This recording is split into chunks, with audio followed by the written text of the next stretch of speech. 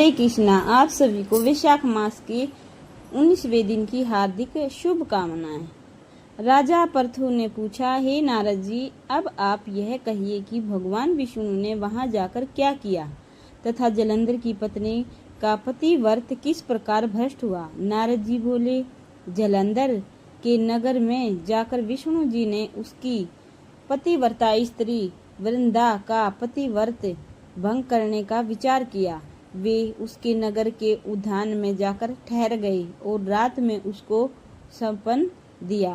वह भगवान विष्णु की माया और विचित्र कार्यपद्धति थी और उसकी माया द्वारा जब वृंदा ने रात में वह सपन देखा कि उसका पति नग्न होकर सिर पर तेल लगाए महिष पर चढ़ा है, वह काले रंग के फूलों की माला पहने हुए हैं तथा उसके चारों हिंसक जीव हैं, वह सिर मुंडाए हुए अंधकार में दक्षिण दिशा की ओर जा रहा है। उसने नगर को अपने साथ समुद्र में डूबा हुआ इत्यादि बहुत से सपन देखे। तत्काल ही वह सपन का विचार करने लगी। इतने में उसने सूर्योदय देव को उदय होते हुए देखा तो सूर्य में उसे एक छिद्र दिखाई दिया तथा वह कांतिहीन था।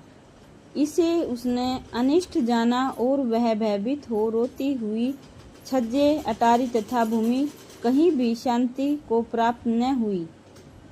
फिर अपनी 2 सखियों के साथ उपवन में गई, वहां भी उसे शांति नहीं मिली।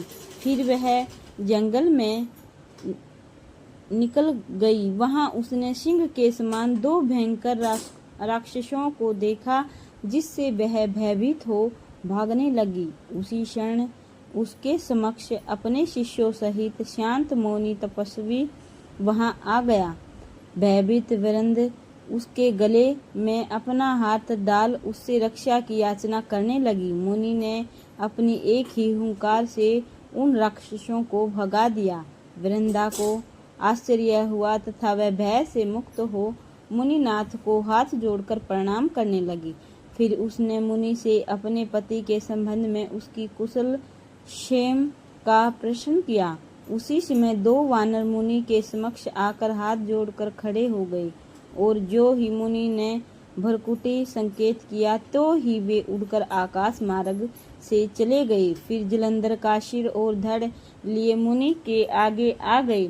तब अपने पति को मृत हुआ जान वृंदा मूर्छित हो पृथ्वी पर गिर पड़ी और अनेक प्रकार से दारुण विलाप करने लगी। पश्चात उस मुनि से कहा, हे कृपानिधे, आप मेरे इस पति को जीवित कर दीजिए। पतिव्रता दैत्य पत्नी ऐसा कहकर दुखी श्वासों को छोड़कर मुनीश्वर के चरणों में गिर पड़ी। तब मुनीश्वर ने कहा, हे, यह शिवजी द्वारा युद्ध में मारा गया है, जीवित नहीं हो सकता, क्योंकि जिसे भगवान शिव मार देते हैं वह कभी जीवित नहीं हो सकता, परंतु शरणागत की रक्षा करना सनातन धर्म है। इसी कारण कृपा कर मैं इसे जिलाए देता हूँ। नारद जी ने आगे कहा, वह मुनि साक्षात विष्णु थे, जिन्होंने यह सब माया फैला रखी थी। वह वृंदा के पति को जीवित कर के अंतर्ध्यान हो गए। जलंधर ने उठकर वृंदा को आलिंगन किया और मुख चूमा। वृंदा भी पति को जीवित हुआ देख अत्यंत हर्षित हुई और अब तक हुई बातों को संपन्न समझा। तत्पश्चात वृंदा काम हो बहुत दिनों तक अपने पति के साथ विहार करती रही। एक बार सूरत एवं संभोग काल के अंत में उन्हीं विष्णु को देखकर उन्हें ताड़ित करती हुई बोली, हे पराई स्त्री से गमन करने वाली विष्णु, तुम्हारे शील को धिक्कार है। मैंने जान लिया कि मायावी तपस्वी तुम ही थे। इस प्रकार कहकर कुपित पतिव्रता वृंदा ने अपने तेज को प्रकट करते हुए भगवान विष्णु को श्राप दिया।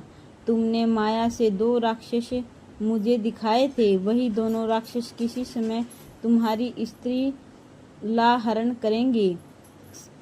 जो तुम्हारा शिष्य बना है यह भी तुम्हारा साथी रहेगा।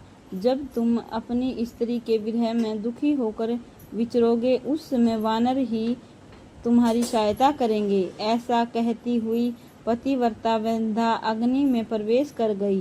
ब्रह्मा आदि देवता आकाश से उसका प्रवेश देखते रहे। वृंदा के शरीर का तेज पार्वती जी के शरीर में चला गया। पतिव्रत के प्रभाव से वृंदा ने मुक्ति प्राप्त की। राधे राधे।